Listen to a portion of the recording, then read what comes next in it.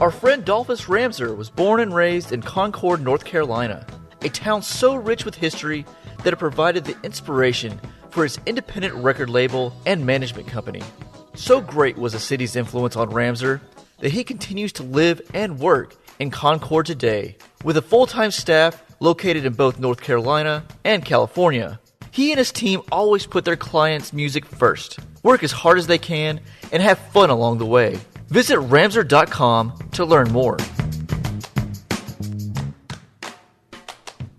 Welcome to The Road to Now, where we look to the past and everywhere in between to understand the present. I'm Bob Crawford, and joining me as always is Dr. Ben Sawyer. Ben, who do we have on the show today? Well, today we have a guy who's real good on a bicycle, a guy named Lance Armstrong. Yeah, this show, I don't want to say it's controversial, but when we announced we were speaking with Lance, we did get a little bit of pushback from some of our listeners. It's no secret who Lance is and what he's been through the past couple of years and what went down with him and his career and publicly. But Lance has recently began a podcast called The Forward, and he's got a few things going, and he's kind of getting himself back out there. And I've known Lance for a long time from the band. He's always been a big fan of the band, and so I asked him if he'd come on the show, and he said he would be happy to. Whatever you think about Lance, you cannot deny that 100 years from now, if anyone reads a book on the history of cycling, it's going to have Lance Armstrong in it. So sometimes we cover the history. I think this is a case where we're talking to a guy who is going to be in history for a long time. So it's kind of a primary source. And this may seem in some ways as if it's not our wheelhouse, but when Bob and I started this show, we were all about narratives. And that's historical narratives, personal narratives. The question being, how do you end up where you are? And a lot of times, the things we talk about are relevant to politics. A lot of the times they're relevant to culture. Any of these topics we've talked about have had some type of relevance to now. And I think with Lance, one of the questions is, you have this narrative, and we all tend to see ourselves as good in making the right decisions. And maybe we make a few bad decisions, but we're all basically good. Lance is a guy who has, no question, as you guys know, made some bad decisions, but he's trying to move forward from those. And I think one of the things in life, and this may sound like a cliche, but it's so true, it's not what we do always. It's how we handle the things we've done, the mistakes we make. And I think with him, he's overcome a lot. And I hope that for those of us who have made mistakes, we can learn that you can always come clean from those. And I hope that one day, if I make a big mistake, I'm as aware of the consequences as Lance is, because there's no question that he understands what he did that made a lot of people not like him. And I would say that most everybody is better than the worst decision they've ever made. I'll tell you, before we did the interview, I was speaking with a friend, and I asked him, what do you think we should talk about? How should we focus the interview? And he talked about his mother going through cancer and what kind of an inspiration Lance was for her through her battle with cancer. And we both started tearing up talking about this. And I realized Lance made some bad decisions. He's admitted that. But the impact he made on the lives of so many people who were touched by cancer or fighting cancer, that doesn't go away. No matter what your opinion of Lance is today, we just ask you to, for the next half hour, sit down and give the interview a chance.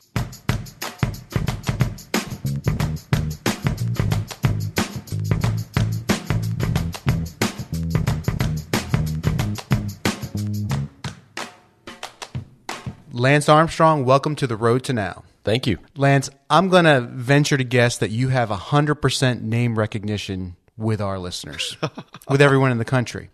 But I think something that's been overshadowed in the past couple of years with everything you've been through is your battle with cancer.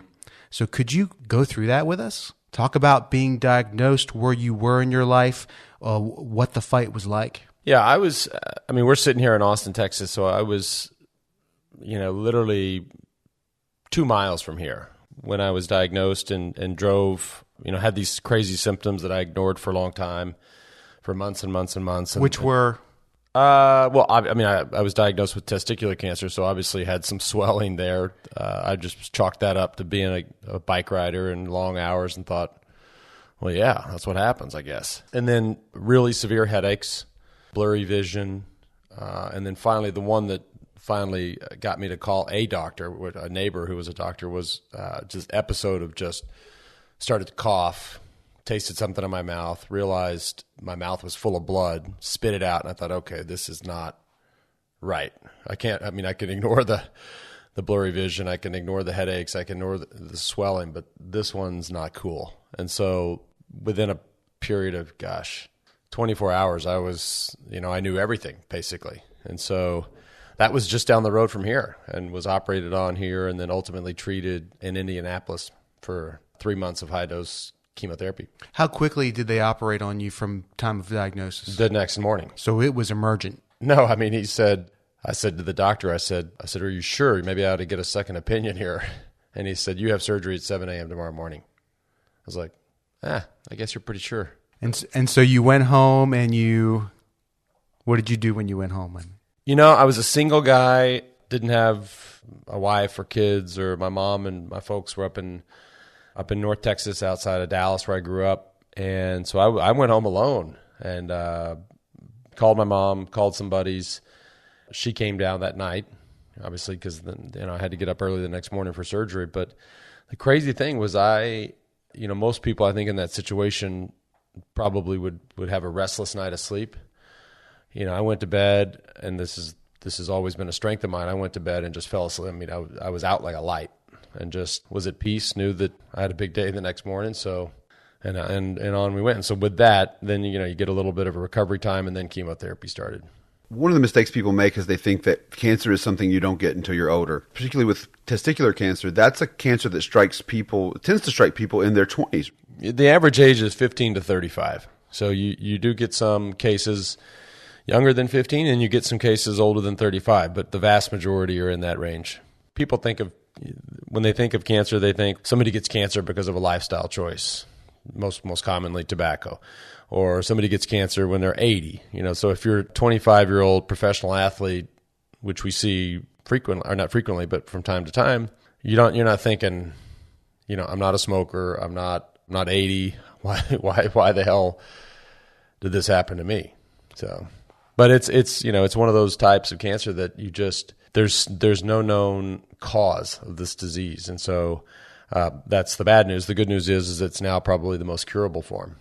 So were you given a prognosis at any point? I know when my daughter was diagnosed, they didn't want to talk odds. They were just like, it's not good. Did they tell you anything about your possibility for recovery? That's always the patients or the parents in your situation. The parents, that's the first question. What are the chances that I'm going to live or my loved one is going to live? I've grown to really not like that question because I just don't think that I get why people ask it. I think it's a fair enough question, but I just don't think we can put odds on people's lives. And you have people that look, in my situation, I was very healthy.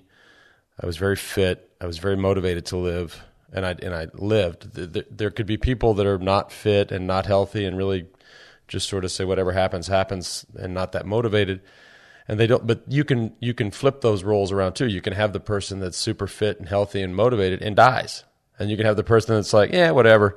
And they live. So it's you got to get to this place where you're content with the care that you're receiving and you're willing to, in a way, put your life in their hands and that, or your loved one's life in their hands, the doctor's hands, the nurse's hands.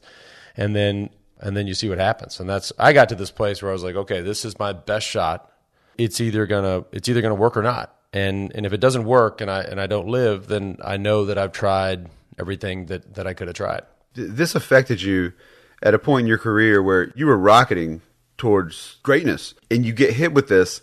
One of your first big races was 1989 in Moscow, right? That was my first international event. So I did the Junior World Championships in 1989 over there, which was interesting because this was before the wall came down. Most of us remember you when you came on the scene, when you made people in America care about Tour de France, right? I mean, I'd heard about it. It was like something I knew about, but then I would watch parts of it. But you had been racing for a long time, and I think sometimes people think somebody just shows up and is amazing at something. They forget that before you won that Tour de France, you had been on the international scene for a decade. You're just on the cusp of this greatness, and it hits you. How did being at that point in your career affect the way you looked at the cancer you had? I mean, I looked at it like it was a sporting event. I mean, I my tumor markers, the blood work that you do. Well, back up. So they diagnose the disease by imagery a lot of time or blood work, and then they monitor the treatment based on those two things if they're getting better. So whether it was seeing the tumors in my lungs shrinking, visibly shrinking, or the tumor markers in the blood coming down. I mean, to me, that was my scoreboard, right? That was my power meter. That was the thing that I used to gauge me versus it. And so the good news for me was that every time I looked at that scoreboard, I was ahead. I looked at it I treated it like a sports competition, which, I suppose we all have certain ways of looking at it. There was a case a long, long time ago with a young kid who did not have a good situation, a good diagnosis, a good prognosis, and he loved Pac-Man. They reported this whole story about him. He loved to play Pac-Man. This was many, many years ago when Pac-Man was big. And so in his mind, all he thought about was he was Pac-Man. And Pac-Man went around and gobbled up dots, and he'd get the big dot, and then he'd gobble up some of the enemies. And so the entire time that he was sick and being treated, he thought about Pac-Man. And so that was his way of figuring out how to gobble up cancer. We all make up different games, I suppose, but I always loved that story. How pervasive how much did your cancer spread? You're talking about testicular cancer, tumor in your lungs. How bad, how far did it go? It's everywhere. Yeah. It just travels north up the body. So most people are smarter than me and don't get to that point, and they notice some swelling. They go to the doctor, they have surgery, and then they're under observation. They're done. The next step is it travels to the abdomen. The next step after that is it travels to the lungs, and then the final step is it travels to the brain. I had one of the symptoms I left out was really extreme lower back pain. So the low back pain was because of the abdominal metastases. So how did you justify that while it was happening? Well, you're on a bike. Everybody that rides a bike has a sore back. That's that's just part of it. The coughing up of the blood was the metastases in the lungs actually bleeding, and then the headaches and the blurry vision were the two spots on the brain.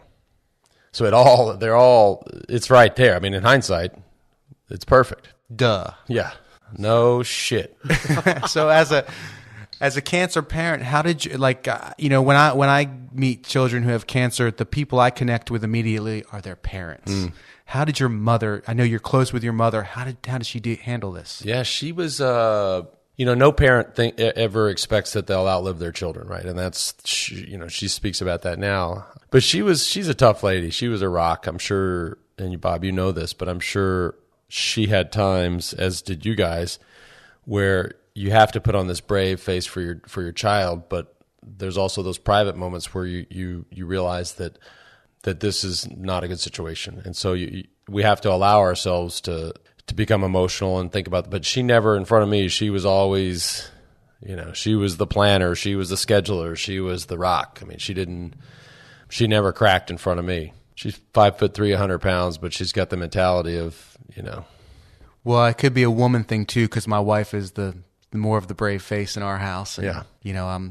Well, women are tougher than men. Yeah, there's no doubt. So when you're going through all this, and when you went through what happened in the past several years, you were this incredible American hero, and then, in fact, I got an email from you about Hallie. You had heard me talk about her on NPR, and I was on a plane. She was going through radiation, I think, at the time, and I was on a plane going from Memphis to play a gig with the guys, and I turned on my computer, and there was an email from you, and you were just like, I can't believe what you're going through. I don't know. And it really meant a lot to me. And then a few days later, it seemed like your world had crumbled.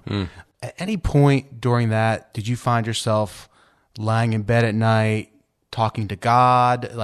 Was there some spiritual, something inside you of a religious nature or spiritual nature that you connected with, either through your cancer or through your public trials? Yeah, never. That was never my device. It wasn't when I was sick, and it wasn't in 2012. I mean, we can literally track it really to a day in 2012 where overnight, public opinion completely shifts. Every sponsor, every supporter, every person in your own foundation you created leaves.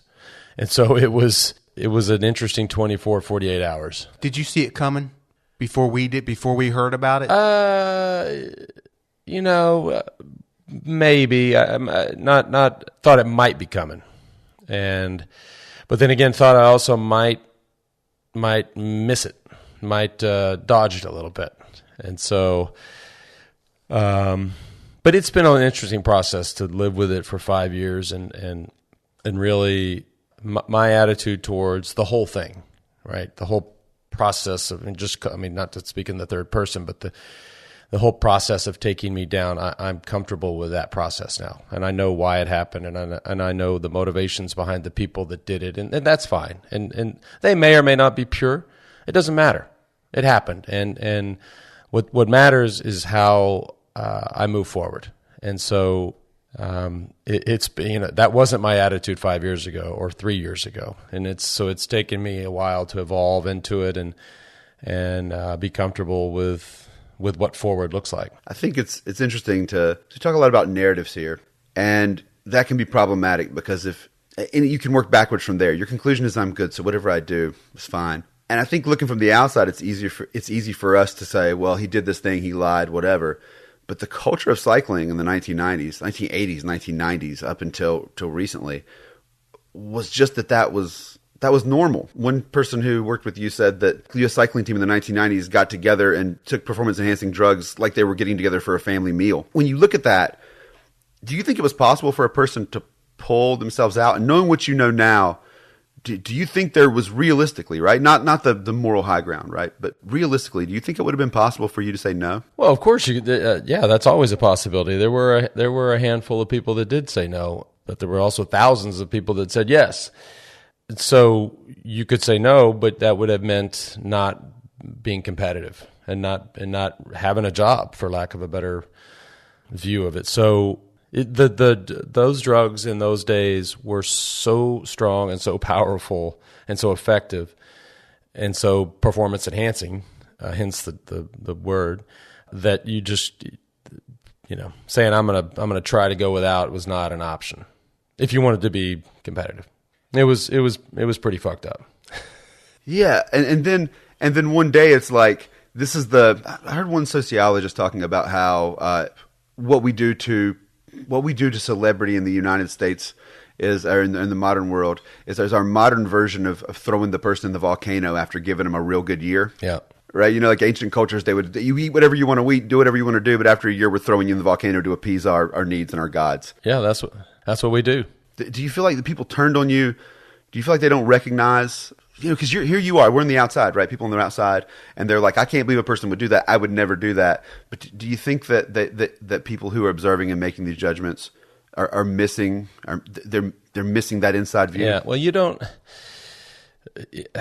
I've had people say, just with this real sanctimonious attitude, I would never. I mean, you just don't know. You weren't there. But maybe you wouldn't have. So fair play to you. But you just it was a war, and what went on at war is like any war, right? You don't know what you're going to do until you're in that position. Fast forward to this was a 2012 story, but really we're talking about it was a 10-year-old story, and it was my place in this world was still such that it was a current story. Like they were able to make it. The press loved it. The agency loved it. The politicians loved it. I mean, everybody loved it. Was still like, oh yeah, fuck it, let's hop on and hop on throwing this dude in the volcano, as you just said. And so, but nobody, they weren't there. And again, I'm not trying to justify my actions or the entire peloton's actions, but you weren't there. When I read about war, I don't believe what the New York Times writes. I don't believe any of that. If I have questions about war, I call my friends that have been to war. I say, well, okay, now tell me the truth. Then I believe that. I don't believe what the press says, by and large. And if I got questions, I call the boys that were there, the boys and girls that were there. Yeah. So, and you've also said in other interviews that it wasn't what you did as far as the doping that was the big sin, if you will. It was how you reacted and your actions handling it. Yeah. So no, it was that defiance. Yeah, it was the the if you asked people, okay, if you said my name to somebody, they would, at this point 5 years later, most people are smart enough to know that, all right, that everybody was at it. It was a messed up time. It was a level playing field, and I either think he did or didn't win those tours. And so they can, in a sense, get cool with that, right? At this point, now that they have gained some perspective. The way that I treated other people, the way that I was so defiant, and which gets, in this day and age, gets spun into a message of bullying, which in a lot of ways I was, that's what they're not cool with. And so that's what made this story so different than anybody else in this story, because everybody else doped.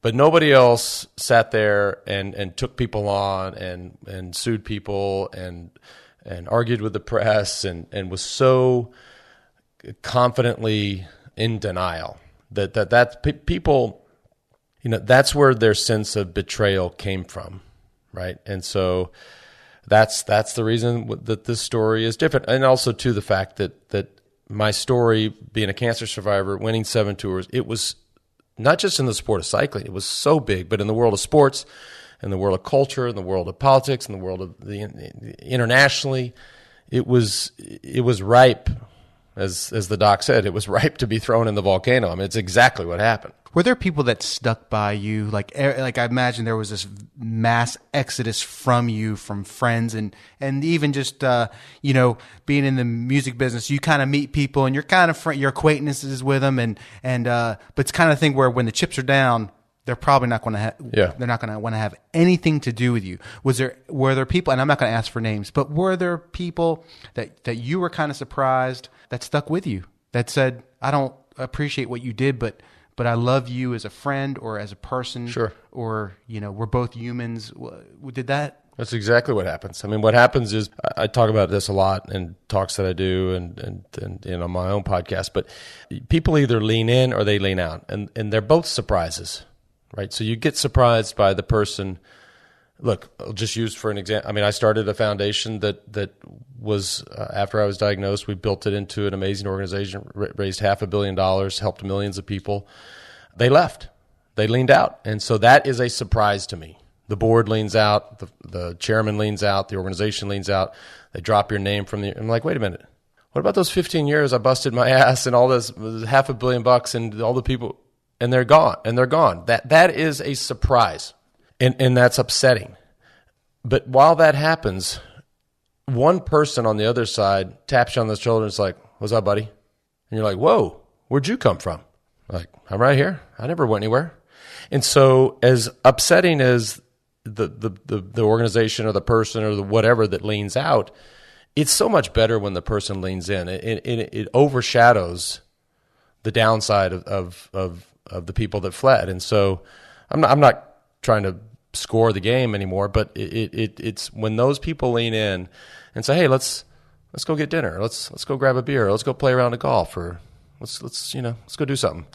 That emotion is so much greater than the other. I've heard you say in interviews recently that it was therapy, that you and your family went to therapy. I am a big proponent of therapy. I've been to therapy myself at different times in my life. You said it wasn't a spiritual thing that helped you get through, but was it going to therapy that helped you get through?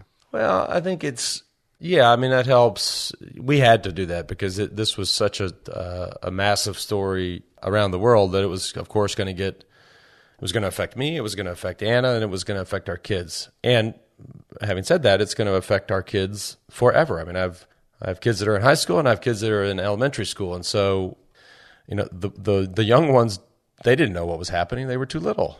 But when they're in high school, they'll be on YouTube, they'll be on Google, they'll hear it in the hallways, they'll grow into the story. So that's something that we're going to have to live with forever. Was there one thing that you learned, one piece of advice that you kind of continue to go back to, or kind of really helped out?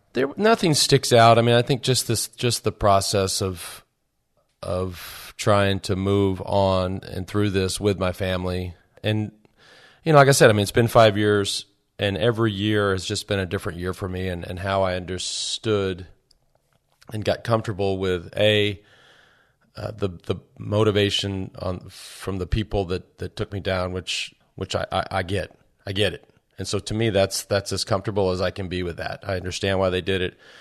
I understand their motivations. And then understanding too, that the average person, in this story, the thing that bothered people was, as we just talked about, the bullying. There's a handful of people that the names they always bring up. And while those people are important, they're not the most important people.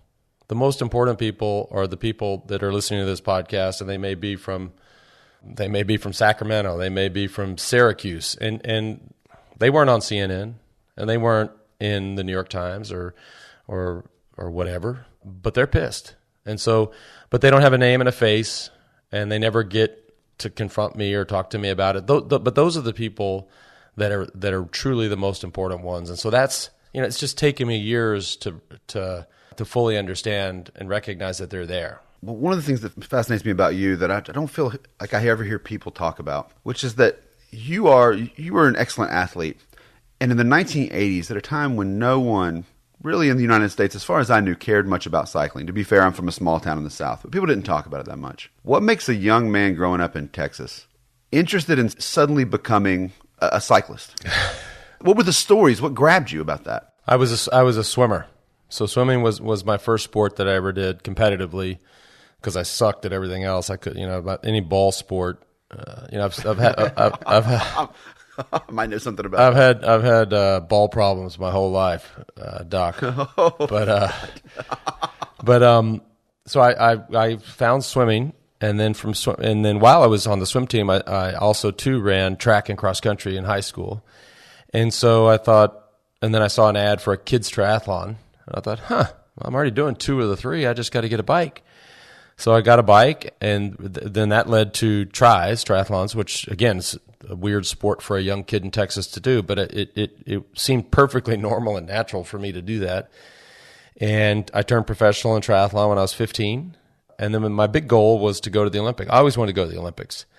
And at the time, this is in, mid to late 80s, the triathlon wasn't an Olympic sport. So I looked around and I thought, and cycling obviously was. So I said, okay, well, I'll try to make the cycling team in the Olympics. So I transitioned from triathlon just straight into cycling, and then the rest is history. Went to the games in '92. That was my first Olympic Games. Let's talk about the podcast. You've talked about moving forward several times in this interview. Well, the podcast is called It's called The Forward. The Forward. What was the impetus for that? We had kicked it around for years. My manager, Mark Higgins, had been on me for years. Like, man, I think you should do this. You know a lot of interesting people, and a lot of these interesting people that are your friends want to help you. So just next time they say that, I'd say, well, let's just come on my podcast. And so I was like, I don't want to do that. I'll do one, and then I'll get sick of it, and I won't do it, and then I'll do another one, and then I was afraid of how hard it would be to stay consistent and do one a week. And so finally, not this summer, but the summer before, I was like, okay, screw it.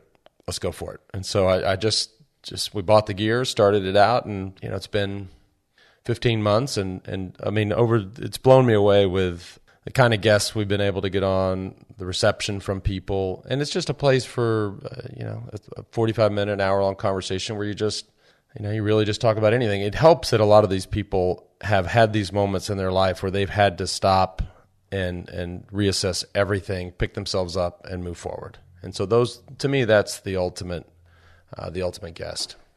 For our listeners, there's a couple episodes of The Forward I'd like to direct everyone to. One is with the historian Douglas Brinkley that Ben and I have had on the show. Basically, our listeners are history fans, so you guys will love this. And then there's another episode with a couple of guys from Concord, North Carolina. Yeah, you did that. I think that the listeners will enjoy that. Yeah, also. And then, but the best one I will say, aside from your bandmates, was if anybody listening wants to listen to The Forward and listen to one episode, It's the episode with Michael Morton. And Michael Morton was a man who was wrong. He was from Austin, Texas, and his wife was brutally murdered about 30 years ago. And he spent about 20, and they accused him and convicted him of the murder. He spent 26 years in prison. And ultimately, science and technology and DNA progress, and his case file got on the desk of Barry Scheck and the team at the Innocence Project, and those guys got him freed. And they found the killer who had also killed other women in that area. But this, Mike, I'm telling you right now, the hour you spend with Michael Morton will change your life. Whether you're interested in prison life or whether you're interested in reform or political corruption, religion, redemption, forgiviess, it will completely change your life. We'll definitely post a link to that. Yeah, and he's become a great buddy, and I loved my hour with Michael Morton. Well, Lance, we've enjoyed our time with you today. Thank you, buddy. So much. Thank you so much. Thanks, guys. Thank you for joining us today on The Road to Now. Our program is produced by Bob Crawford, Ben Sawyer, and Ian Scotta, edited by Bob Crawford and Ian Scotta. Paul DeFiglia provides our music. Please be sure to follow us on Twitter, like us on Facebook, and rate us on iTunes. For more information about this or any other episode, please visit theroadtonow.com. For Dr. Ben Sawyer, this is Bob Crawford. Take care.